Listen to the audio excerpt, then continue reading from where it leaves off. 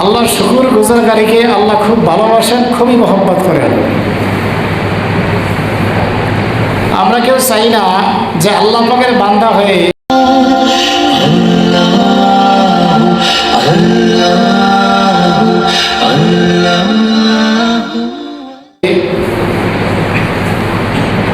শাস্তির ভিতরে পড়ি। কি বলেন? আমরা সকলে যাবো কোথায় বলেন তো? আমাদের আসল বাড়ি কোথায়? তারা এলেম রাখা হয়েছে, আর এক ভাগ এলেমকে সারা পৃথিবীর মানুষকে দেওয়া হয়েছে। সুবহানাল্লাহ।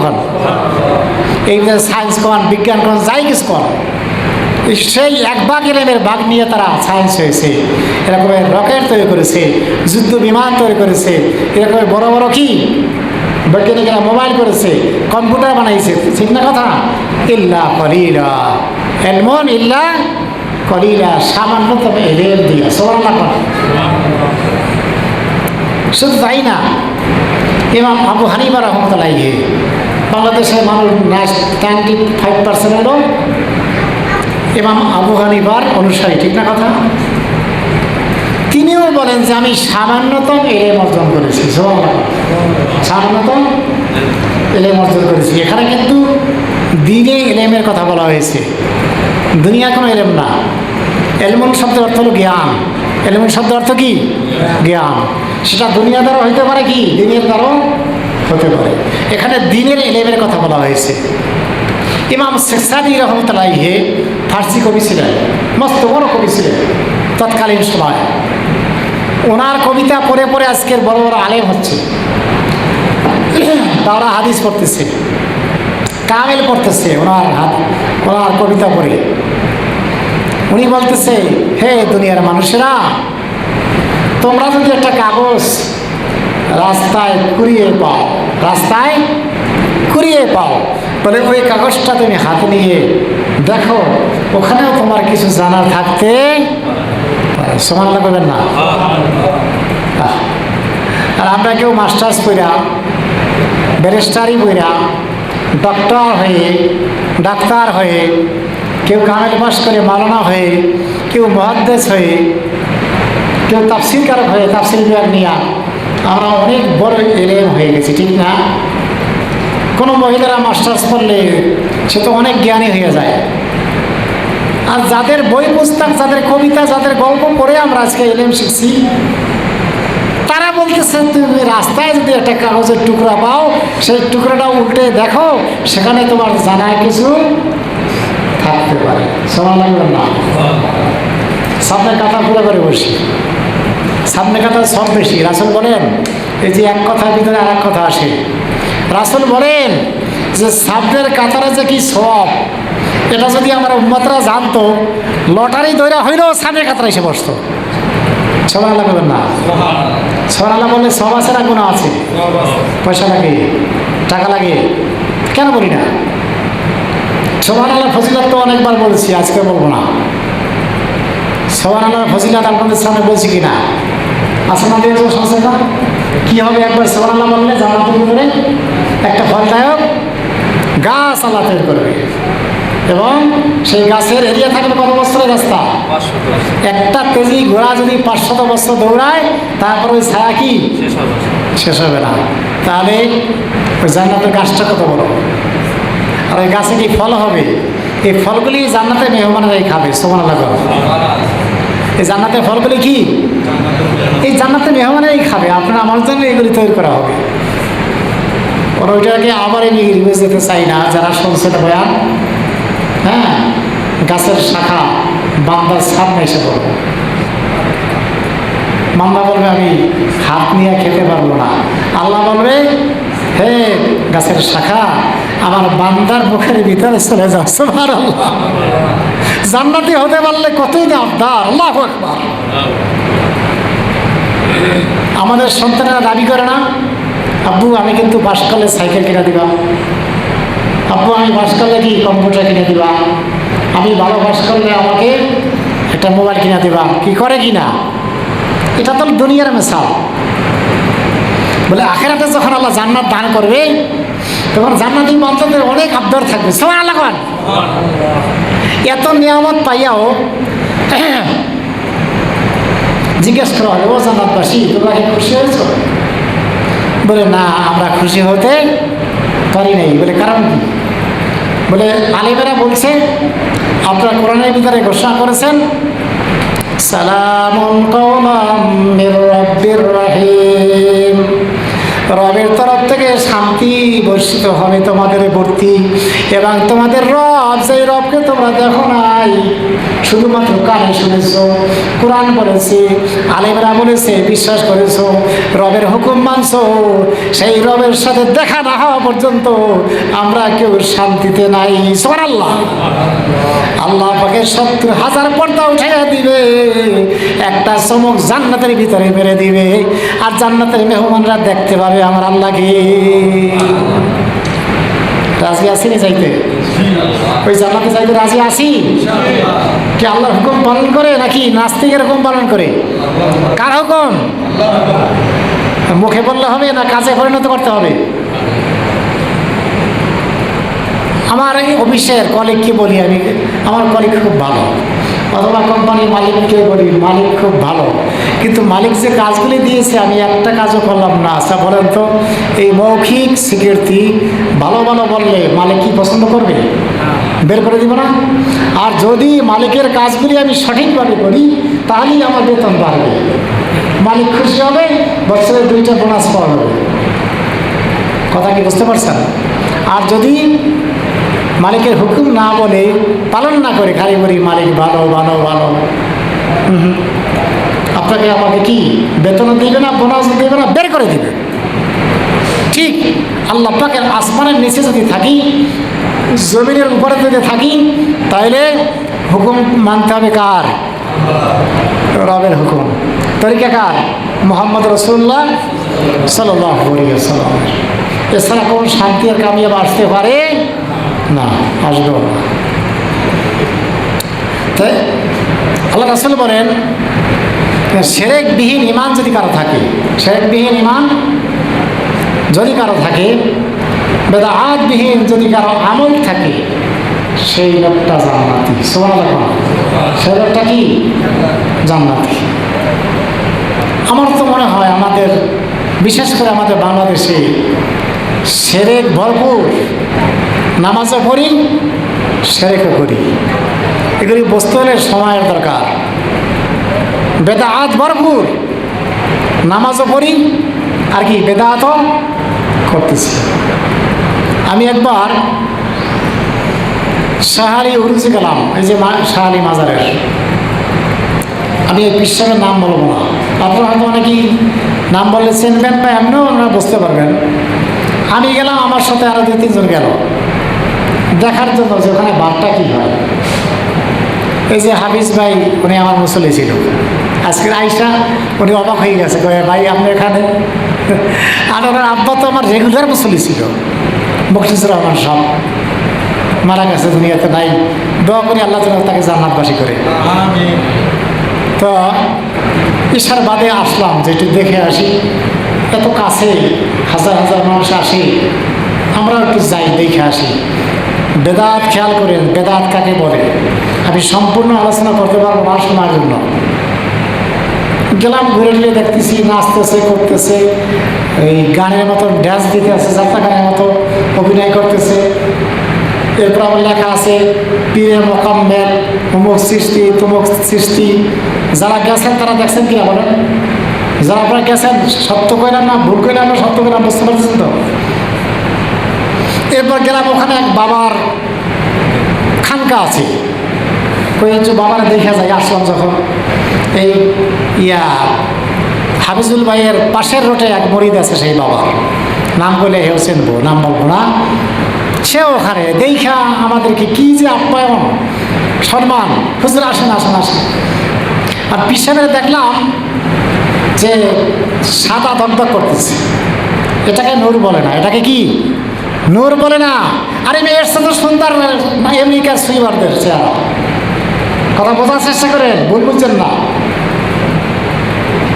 মানুষ কালো হোক তাতে কোনো সমস্যা নাই। হাফসি বেলালের চেয়ে কালো এই দেশে কোনো মানুষ আছে কিনা আমার সন্দেহ। মদিনাতে যখন গেলাম, কালো মানুষদের দিকে তাকাইতাম, ওরা অবাক হয়েছে, তো কিরে আমাদের দিকে তাকায় কেন? আমি তাকাইছি আমার মহব্বতে, আহা হাফসি বেলাল ছিল এই বংশের, এই কালো বংশের ছিল কে? হাফসি বেলাল। আমি তো তার কথা মনে করে যদি তাকাই যে এও তো এরকম কালো ছিল, কিন্তু আগে তো আল্লাহ তাকে কবুল করেছে। কে কবুল করেছে? তাহলে বোঝা গেল আল্লাহকে পেতে হইলে কোনো বংশের পরিচয়ের দরকার নাই, কোনো কালো সুন্দরের দরকার নাই। মানুষ যদি কালো হয় তার ভিতরে নূরের ছাপ পড়বে, তার ভিতরে নূরানি চেহারা দেখা যাবে যদি সে আল্লাহর হুকুম রাসূলের তরিকায় চলে। সুবহানাল্লাহ বলে। তাই গেলাম পিসাবের, সে বসে এক রুমে, তার আগের রুমে হলো মোমবাতি আগরবাতি রাখার জন্য, এবং সেখানে আবার ওনার যে পিসাব মারা গেছে তার ছবি চেয়ারের ভিতরে মালা দিয়ে রাখছে। সেখানে যে একটা চেষ্টা করে, ওরা আর চেষ্টা করার জায়গা পায় না। দুঃখের বিষয়, পরিতাপের বিষয়, মুসলমান কোথায় যাই বসছে। আমি নিজে স্বচক্ষে দেখেছি। আমার সাথে আরো দুইজন, ওরাও আলেম, কয় ভাই কোথায় নিয়ে আসলেন? আমি দেখে যাও, মানুষকে বুঝাবা কেমনি বেদাত আর শিরক কাকে বলে? যদি তুমি নাই দেখো তুমি বুঝাবা কি করে? প্র্যাকটিক্যাল দেখা যাও যে বেদাত আর শিরক কাকে বলে। বাবাকে, মৃত্যু বাবাকে সেজদা করলো, ছবি দিয়ে রাখছে, মালা দিয়ে রাখছে। এই বাবাকে সেজদা করে আবার ওই যে জেন্দা বাবা যিনি আছেন, খুব চেহারাটা ভালোই, এসির ভিতরে থাকে তো, মজার মজা খানা খায়। একে আমি নুরানি চেহারা বলি না, চেহারা তো সুন্দর হবেই। আপনি থাকেন এসির ভিতরে, বাড়ি এসি, গাড়ি এসি, সব কিছু এসির ভিতরে থাকেন, আপনার চেহারাও সুন্দর হয়ে যাবে। মালয়েশিয়া থেকে আইসা যখন এয়ারপোর্টের বাইরে বেরোলাম, তখন দেখি কি যে আগুনের মতন আমাকে চেপে ধরছে। যারা এসির ভিতরে থাকেন তারা জানেন। মনে করলাম যে মনে হয় এতদিন জান্নাতে ছিলাম আর জাহান্নামের ভিতরে এসে বসলাম আর কি। বাসাতে এসি, বাড়িতে এসি, মসজিদে এসি, এয়ারপোর্টে, বিমানবন্দরে এসি, এই বিমানে এসি, বের হইলাম আর চারিদিক থেকে আগুনের মতো সবাই। যারা এসি ব্যবহার করেন তারা জানেন কথাটা সঠিক কিনা। তো বাবার দেখলাম, আমরা তো চেষ্টা করবো না, আমরা গেছি তার সাথে দেখা করতে। কিন্তু যারা আমাকে চেনে তারা খুব সম্মান করলো, বসতে দিল, বাবাও হাত মিলাইলো, হাতটা খুব নরম, বৈশা বৈশা খাইতে খাইতে হাতটা তোলার মতন হয়েছে। তো মুরক্ষ করিতে যান, মশলা করতে যায় আর সেজদা করতে যায়, তখন দেখে কি, তখন দেখে যে বাবার হাতটাও খুব নরম, চেহারাটা নুরানি, ছাপ পড়তেছে। বাতি যায় তো হেসো মাদ্রাসায় পড়ে, কথা খেয়াল করেন। এখন অবশ্য সেরকম মাদ্রাসা এখন নাই, আমাদের সময় ছিল ডাইলের পানি আর লাউ কদু। তো বাতিজা মাদ্রাসা থেকে আসছে বলে দেখে কি বাতিজার চেহারাটা একেবারে সাদা ঝকঝক করে। তো বলতেছে, বাবা তোমার চেহারা তো খুব সুন্দর হয়েছে। হয় কাকা, সুন্দর তো হবেই, ডাইলের পানি আর লাউ খাইতে খাইতে চেহারার ভিতরে আর রক্ত নাই, ভিটামিন নাই, যার জন্য কি চেহারা সাদা হয়ে গেছে। কথাটা কেউ মাইন্ড করেন না, কথা বোঝার চেষ্টা করেন। তো বাবা এসির ভিতরে থাকতে থাকতে আর মুরগির রান, খাসি মাছ খাইতে খাইতে বাবার চেহারাটা নুরানি হয়ে গেছে, সাদা হয়ে গেছে। হাত দিয়ে একদম তুলার মতো নরম, হাত মিলাইলাম তো। এরপরে কয়েক বইতে চেনে আমার, ওটা বললো যে ভাই উপরে জিকির হইতেছে, এই বাবু ফ্যানটা ছাড়ে দাও তো, উপরে জিকির হইতেছে, যান হুজুর উপরে যান। সেখানে কি জিকির হয় জানেন? গাউসুল আজম, গাউসুল আজম, মাঝ ভান্ডারি, মাঝ ভান্ডারি। আর দুরূদ হলো আল্লাহুম্মা সাল্লি আলা সাইয়্যিদিনা মুহাম্মদ নাফিয়ানা শাফিয়ানা মাওলানা মুহাম্মদ। বেশ ভালো কথা, কিন্তু নাচানাচি, মহিলাও আছে পুরুষও আছে। আচ্ছা বলেন তো, পুরুষ মহিলা একাত্রে জিকির করলে, সারাদিন জিকির করলে কোনো ফায়দা হবে? একটা নাকি পাওয়া যাবে? কারণ তুমি তো ফরজ তরফ করেছো। মহিলা থাকবে মহিলাদের জায়গায়, পুরুষ থাকবে পুরুষের জায়গায়। তো তুমি তো সব একাত্র করে বলছো, তা তোমার সব হবে কোথায়? তুমি ফরজ তরফ করছো, গুনাহ হবে। ফরজ তরফ করছো, কী হবে? গুনাহ হবে। আমরা আর উপরে গেলাম না, নিচ থেকে চলে আসলাম। বের হয়ে দেখি কি বাবায় যেই গাড়িটায় চলে, বাবার সেই গাড়িটায় অনেক মহিলা চুম্বন করতেছে। নাউজুবিল্লাহ করবেন না। ওই গাড়িটায় কি বাবার গাড়িটায় চুম্বন করতেছে। একজনকে দেখলাম আমার খালার বয়সী। তা আমি বললাম, খালা এই গাড়িটাকে চুম্বন করতেছেন কী কারণে? এখানে কিন্তু বেদাতের আলোচনা আছে, মনে করেন না যে আজকের বেদাতের আলোচনা হুজুরে আবার কোন দিকে আলোচনা শুরু করবো। কই এই গাড়িটাই আমার বাবাই চলে। আগে কই আমার বাবা কই? কই সে তো খানকায়। আমি তো গাড়িতে চুমা দেন কেন? গাড়িতে চুমা দেন কেন? কই আমাদের বাবারে ভক্তি শ্রদ্ধা করি তো সেজন্য। নজরুল্লাহ খান মিয়া চুমাদার একমাত্র জায়গা হাজরা আসাদ, যেই পাথরে চুম্বন করলে গুণা মাফ হয়ে যায়। তাছাড়া দুনিয়ার কোনো পাথরে কোনো জায়গায় চুম্বর কথা লেখে নাই। খানজা আছেন বাগেরহাট, নাম শুনছেন? আমি ছাত্র জীবনে একবার গেলাম, দেখি কুমিরের সেজদা করে, চুমো দেয়। কুমির আছে না, কুমিরের চুমা দেয়। গেলাম 60 গম্বুজ, এই বড় বড় গম্বুজ মোটা মোটা, দেখে গম্বুজের ভিতরে চুমা দিচ্ছে মহিলা পুরুষ সমানে। আমি তখন এতটা বুঝি না যে এটা সেরে না বেদা। ছাত্র মানুষ তো ওই যে আমাদের আমার বাড়ি ছোটোর মতো এরকম ছোটো, একজনের সাথে গেছিলাম, মায়ে কয়েছে যাইতে তাই গেলাম।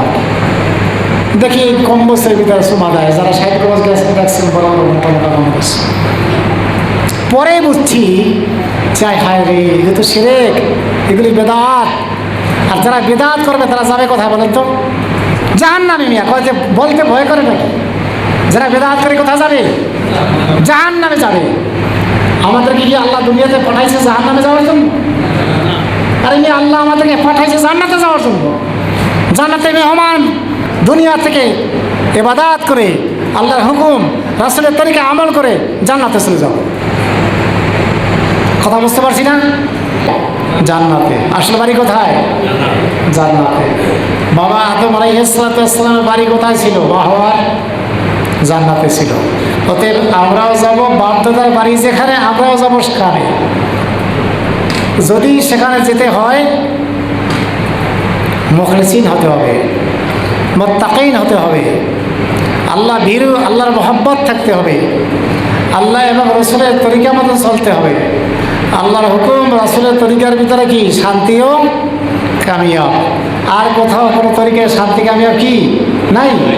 একমাত্র আল্লাহর হুকুম রাসূলের তরিকার ভিতরে শান্তিও কি কামিয়াব। আমরা তো আসলে আল্লাহর হুকুম অনেকে পালন করি, অনেকে করি না। আমরা এই যে বর্তমানে রাজশাহীর লিচু, সেদিন কিনলাম 420 টাকা 100 লিচুর দাম। আমি এই কথাটা মনে হয় আরো একদিন বলছিলাম, আল্লাহ পাক এক এক দেশের মাটির ভিতরে আল্লাহ এক এক বরকত রেখেছে। যেই তয়েফে আল্লাহ রাসূলকে কত কষ্ট দিল তয়েফবাসী, অথচ ওই তয়েফের খেজুর সবচেয়ে মজাদার। সুবহানাল্লাহ বলেন। এই কারণ হইল আল্লাহ রাসূল ওই তয়েফবাসীর জন্য দোয়া করছে, বদদোয়া করে নাই। জিবরাইল আলাইহিস সালাম আসলো, রাসূলের এই কষ্ট দেখে আল্লাহ জিবরাইলকে পাঠিয়ে দিয়েছে। তয়েফ হইল রাসূলের মামা বাড়ি। গেছিল খুব আশা আকাঙ্ক্ষা নেই মনে যে তয়েফবাসী হয়তো আমার কথা কি শুনবে। আসলে কি তারা শুনছিল? শুনে তো নাই, উল্টা আরও তার উপরে কি আঘাত প্রতিঘাত করেছে, পাথর মেরেছে, রক্তে রঞ্জিত হয়ে গেছে। খাদিজাতুল কুবরা রাদিয়াল্লাহু তাআলা আনহা বর্ণনা করেন যে ওনার জুতা মোবারক পায়ের সাথে রক্তের সাথে একদম লেগে গেছে। বলে আমি গরম পানি করে আল্লাহ রাসূলের জুতা মোবারক পানি দিয়ে জুতা খুলেছি। সুবহানাল্লাহ, কত কষ্ট করেছি। ইসলাম কি এমনি এমনি আসছে নাকি? হ্যাঁ, মুসলমানের তো কি এমনি এমনি আসছে? আচ্ছা বলেন তো, রাসূলের সাথে কোনো ব্যক্তিগত শত্রুতা ছিল এই তয়েফবাসীর সাথে বা মক্কাবাসীর সাথে? ব্যক্তিগত কোনো আক্রমণ ছিল? কোনো শত্রুতা ছিল? কি ছিল? শুধুমাত্র দিনের কথা বলতেছে, ওয়াহদাহু, আল্লাহ এক, এই একতাবাদের কথা বলতেছে। কি রাসূলের সব দুশমন হয়ে গেছে। যেই কাফেররা বলল যে আল আমিন বলল, আল আমিন উম্মতিকে ভূষিত করলো, সেই কাফেররাই কি রাসূলের কথা শুনতে রাজি না। হ্যাঁ, কাফেররা বললো তুমি যদি বলো যে এখানে পাহাড় অমুক জায়গায় চলে গেছে, বলে মুহাম্মদ তোমার সেই কথা আমরা মানতে রাজি, কারণ তোমাকে কখনোই মিথ্যা কথা বলতে শুনি নাই, দেখি নাই। কিন্তু তুমি বাপদাদার ধর্ম ছেড়ে দিয়ে তুমি কি নতুন ধর্মের দাওয়াত দিচ্ছ, আমরা এই কথা মানতে রাজি। কি গো মক্কাবাসীরা কষ্ট দিয়েছে কিনা রাসূলকে? কতভাবে যে কষ্ট দিয়েছে। রাসূল সেজদায় গেছে, কাফের মুশরিকরা উটের পেটি মাথায় দিছে, আর সেজদা থেকে উঠতে পারে না। হযরত ফাতেমা জোহরা রাদিয়াল্লাহু তাআলা আনহা উনি নিজে যাইয়া আল্লাহ রাসূলের মাথা থেকে উটের পেটি সরাইয়া দিয়েছে। তবু কি বদদোয়া করেছে? বদদোয়া করেছে? দোয়া করছে এবং বলছে, আল্লাহ আমি যদি এদেরকে বদদোয়া করি, আমি যদি এদেরকে বদদোয়া করি, তাহলে আমি ইসলামের দাওয়াত দেব কার কাছে? এরা তো ধ্বংস হয়ে যাবে। আল্লাহু আকবার। রাসূল আকরাম সাল্লাল্লাহু আলাইহি ওয়াসাল্লাম কাফেরদের সাথে, ইহুদিদের সাথেও যে কথা বলতেন, বলে মুস্কি হাসি দিয়ে কথা বলছেন। আমরা তো লাগে যেন বোমা মারে থুইছি জানি কাটা, লাগে যেন বাসা থেকে বিবি সাহেবের সাথে ঝগড়া কাজে করে আসছি, মুখ অন্ধকার, মুখটা বেজার হয়ে রাখি, সালাম তো দিতে রাজি না, সালাম দিলে মাথা চুলাই আছে না নাই। আমি কিন্তু কেউ ছাড় দিয়ে কথা বলি না। আমার মতো ইমাম সাহেব বহুত আছে সালাম নেয়ই না, সালাম দেয়ও না। সালাম দেয় সভাপতি সাহেবের, সালাম দেয় সেক্রেটারি সাহেবের, সালাম দেয় মতোয়ালি সাহেবের, সালাম দেয় মালদার পার্টি কোনো মুসল্লি যদি থাকে তারে। আচ্ছা আল্লাহ কি জানে না খবর? অন্তরের খবর আল্লাহ জানে কি না? আমার কথা সঠিক না বা ঠিক নিজের বিবেকের কাছে জিজ্ঞেস করেন। আল্লাহ রাসূল ছোটদেরকেও সালাম দিয়েছেন। রাসূল রাস্তা দিয়ে হাঁটছেন, দুই দিকের গাছগুলি তাকে সালাম করতেছে। সাহাবীরা বলেন, ইয়া রাসূলুল্লাহ, ইয়া হাবিবাল্লাহ, আমরা তো মানুষ, আমাদের তো বিচার হবে। আর এই গাছ গাছরা আল্লাহ পাক যত মাখলুক বানাচ্ছে, এদের তো কোনো বিচার নাই। দুনিয়া থেকে চলে গেল বা শেষ। এদের কবর, হাসর, মিজান, পুসরাত কিছুই, জান্নাত জাহান্নাম কিচ্ছু নাই। এরা আপনাকে মাথা ঝুঁকে সালাম দিচ্ছে, তাহলে আমরা কেন আপনাকে আপনার পায়ে সালাম দিচ্ছি না? রাসূল আকরাম সাল্লাল্লাহু আলাইহি ওয়াসাল্লাম বলেন, দুনিয়ার মানুষ কাউকে কেউ পায়ে সালাম দিতে পারবে না, কেউ সেজদা করতে কি পারবে না। যদি আল্লাহ কাউকে সেজদা করার হুকুম করতেন, তাহলে প্রত্যেকটা সন্তান তার পিতামাতাকে সেজদা করত, প্রত্যেকটা স্ত্রী তার স্বামীকে সেজদা করতে এই হুকুম আমি দিয়ে দিতাম। তাহলে বোঝা গেল আল্লাহ আমার রাসূলের পরে কার স্থান? পিতা মাতার স্থান। আল্লাহ রাসূলের পরে কার স্থান? পিতা মাতার স্থান। কারণ কোনো পিসাব দোয়া করলে কবুল হবে কি না এরকম কোনো গ্যারান্টি নেই। কোনো বড় মসজিদের খতিব সাহেব দোয়া করবে, সেই দোয়া কবুল হবে কি না এরকম কোনো গ্যারান্টি কি নাই। কিন্তু পিতা মাতা যখনই দোয়া করবে, সাথে সাথে আল্লাহ আরো সে বুঝিয়ে দিবে। সন্তান যখন পিতা মাতার জন্য দোয়া করবে, রব্বির হামহুমা কামা রাব্বায়ানি সগীরা, আল্লাহ শিশুবেলায় আমার পিতা মাতা যেভাবে লালন পালন করেছিল, আল্লাহ তুমি তাদেরকে সেইভাবে হেসান। অনেকে জিজ্ঞাসা করে, হুজুর আমাদের তো পিতা মাতা বেঁচে আছে, আমরা কি এই দোয়া করতে পারবো কিনা? অবশ্যই পিতা মাতার জন্য বেঁচে থাকলেও দোয়া, দুনিয়া থেকে চলে গেলেও কি দোয়া, এটা করতেই হবে। আসলে এক হাদিসের ভিতরে বর্ণনা করেন, বলে যেই ব্যক্তি পিতা মাতার জন্য দোয়া করে না দোয়ার ভিতরে, বলে ওই দোয়া আমি কবুল করি না, সুবহানাল্লাহ করেন।